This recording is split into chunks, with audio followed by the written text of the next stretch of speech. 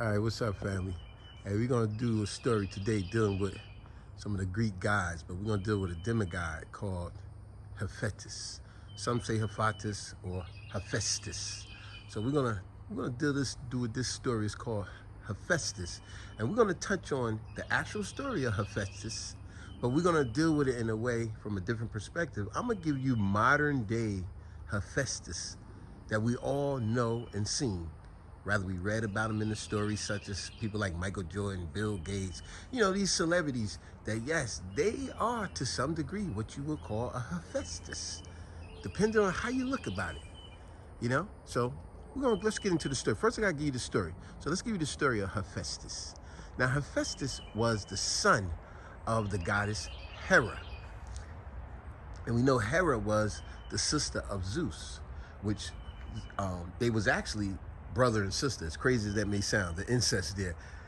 So they was actually brother and sister, but they was also husband and wife. Now, the way the story goes is that Hera was so jealous because Zeus had always had many kids where he would turn himself into human form, and he would come down to earth and he would seduce women. Basically, he was raping them. But, they make it sound so seductive. They go, oh, the mighty Zeus would come down from the heavens, and he would come down to earth, and he would seduce these women and have all these demigod kids like Perseus, Theseus, Hercules, especially the two twins, Apollo and Artemis. And that's who Hera was very jealous of, all his kids, especially those two, the two twins, which was the sun god. There's no sun out now, but I try to give you a bright view of sun. Oh yeah, there we go, right there. Right, do I got it? The sun god Apollo. That's another word for the sun, would be Apollo. And then his twin sister, which is the opposite of the moon, which would be called Artemis. So now you know, if you ever want to know what's another name for the moon, it would be called Artemis. Another name for the sun would be called Apollo. So anyway, that's who Hera was very jealous of, those two sons and many of his other kids. So she was like, I'm gonna have a son that's gonna be more prettier than those, because they was considered the golden children. So she's like, I'm gonna have a child without the aid of Zeus, and they're gonna be more beautiful than his kids. So because they was gods, that's just what she did. She had a son without the aid of her husband Zeus. But when the son came out, to her unbeknownst to her, the sun came out, unlike she thought it would come out beautiful, it came out just the opposite. It came out very, in her mind, undesirable. And that'll be the word of the day, because as always, I give y'all word of the day. Now, that's a simple one. Undesirable is be just the opposite of what it's saying. Something you don't desirable, something unpleasant, something grotesque, something not attractive. The child came out undesirable. It came out all wrinkly and old looking. A better way to put it, remember that old movie called Benjamin Button? Remember how he came out like an old, wrinkly old baby? That's how her baby came out. And when it came out like that, she was so grotesque about her own child that she threw it off of Mount Olympus and threw it down to earth in disgust. And when she did that, the child flew through the wind and it flew to earth for days. But when it finally hit earth, it fell upon a beach and broke its legs. Now I know you would say, wow, how deceitful, why would this woman just do her child like that? But it broke its legs and it just sat there and cried. One of the nymphs from the sea and from Poseidon people, goddess of the sea, brought the child down to the ocean, and they raised the child. But here's where it gets very interesting. When they raised the child, being that he's a demigod, he had special talents. And that's why I say this going to touch on modern day people, such as Bill Gates, Michael Jordan, and all the great people that y'all think is so great. They were what you would call Hephaestus as well. So anyway, they raised this child. And as they raised this child, they found out his talents was he knew how to forge, putting metal together. You know how they would, back in the days, they would make the swords, all the military weapons and all kind of things made out of iron. They know how to melt metal and make things. And that's what he was great at. But he was more than just great at, he was just outrageously great at it. Very stupendous. The stuff that he created was nothing like anything else anyone in the world had ever seen. For example, he would take pearls from the sea and stuff from the sea and make beautiful jewels with it. And when he did that, on one of the times that he did that, one of the gods wore the jewelry back on Mount Olympus. And when they wore the jewelry, it made all the other gods envy and go, who made that? And when word got around, a child named Hephaestus made it. Hera knew right away, Hephaestus, that's my child. That's my child. And just like that, the same woman who threw him away, when she found out what great talents he had, all of a sudden she wanted him back. Isn't it nice? You see what I mean by when I say modern day Hephaestus? Now, his story is very great, just like many other stories, where there's a lot to say about it. For example, he got his revenge on his mother, where he made this great chair, golden great chair. He had her sit in it, and when she sat in it, she could not break the chains of it, not even Zeus himself. That's the talent he had. Not even Zeus himself could get her out of it without the aid of his help. But all of his gadgets and creations, he always put one little small chink of weakness, or Achilles heel, so to speak, in it, where it had one little weakness.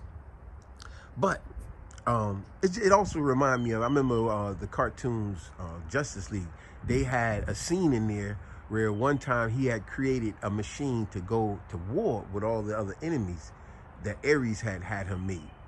And it didn't matter if it was Superman or the greatest heroes, no one could beat this machine that they called the Annihilator. But it was Wonder Woman who had went down to Hades to speak to Hephaestus. And she, by arguing with him and attempting to fight him, she figured out through his riddles what the weakness was. And the weakness was, it didn't matter what bombs, what great heroes you attacked it, nothing could beat the Annihilator. Only thing could beat the Annihilator was, just don't fight it. Let it be. If you don't fight it, it don't fight back. And the war is over with it. So now, let's get on with modern day Hephaestus. Now, when I say modern day, I'm gonna give you a prime example. We all know, read about, seen on the internet, or whatever the case, certain people who it's like, wow, before they was famous, people didn't want nothing to do with them. Soon as they got famous, all of a sudden, everybody wanted to be a part of their life or in their area. See, Hephaestus. So let me just give you a few. For example, I remember, speaking of athletes, let's take Michael Jordan. I remember when Michael Jordan first came to the league, yeah, he was starting to be this great thing that everyone talked about. And I remember, although he was getting paid pretty good money, I remember clearly sitting there amongst a bunch of other women that were older than me. And when they spoke about Michael Jordan, they always said undesirable things, such as, oh my gosh, well, I don't find him attractive. I mean, everybody talking about, I don't find nothing attractive about him at all. And why he cut his hair off? I don't like a man that's bald-headed like that. Was crazy. Why he do that? And why he always sticking his tongue out all the time? That's ridiculous that he be doing that. That's so disgusting, right? Undesirable, right? But it was almost as if the news had all of a sudden, days later, said, Michael Jordan is worth such and such millions and millions of dollars. All of a sudden, these same women was like, you know what? There's something about him that I find so attractive. I mean, I love when I see a man with a bald head. I love it. He looks so attractive. And, you know, I love when he be sticking his tongue out. He be embarrassing them other players. See? Hephaestus. See what I'm saying? Y'all ain't want nothing to do with this man until you find out how rich he is. Now, all of a sudden, you want everything to do about him. Remember that old rap song? Back then, you didn't know me. Now I'm hot. You're all on me. You see what I'm saying? That's what it come to. There was another one, too, like, there was another one that said something like that. I remember when they doubted me. Now they scout for me. Something like that. But anyway, look at Bill Gates. He would be another definite Hephaestus. I bet you a lot of women that went to school with Bill Gates, their biggest claim to fame is just to say, I went to school with Bill Gates. I knew him. I knew him before he got famous. I knew his whole family. Yeah, but I bet you, you never gave Bill Gates a time or day. But the moment you find out that he's one of the richest men in the world, all of a sudden, that's your biggest claim to fame. You want to tell everybody, I knew him. I knew him before he got famous. Yeah, I bet you wish you would have been a part of his life now, right? See, Hephaestus. You ain't want nothing to do with him. But when you find out how rich he is, now you want to say, oh man, I could have been amongst the Titans, like Apollo you see right there, right? See, this is what I mean by Hephaestus. We seen people like that all the time in life. Certain people, I don't care if actors, athletes, you know, whatever the case. Sometimes people ain't want nothing to do with them.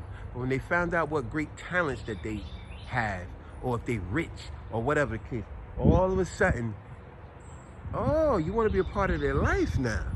You see? That's what kills me. It's like one of my other videos I did a long time ago called Women and Makeup. It's like women. Women love to say that silly thing. Y'all know how this go. Women love saying this to men. Oh, he's not my type. What do you mean he's not your type? What? First of all, you're the one with all the makeup, the girdle, the 4 or 5 inch heels, the eyelashes, the contacts. How dare you say someone's not? Men don't talk like that. If a man is not interested, you know, the man might say something like this. Oh, I appreciate it, but you know, I'm already married, or I got a woman, but I appreciate it. You know, for the most part, you can never say all. But women is so quick to say such and such is not my type, when it's like, look in the mirror. You're not your own type. How dare you go around saying such and such is not your type? When you take off all that fake stuff you got on, look in your mirror, and then you see you're not your own type. But let's stay on topic here.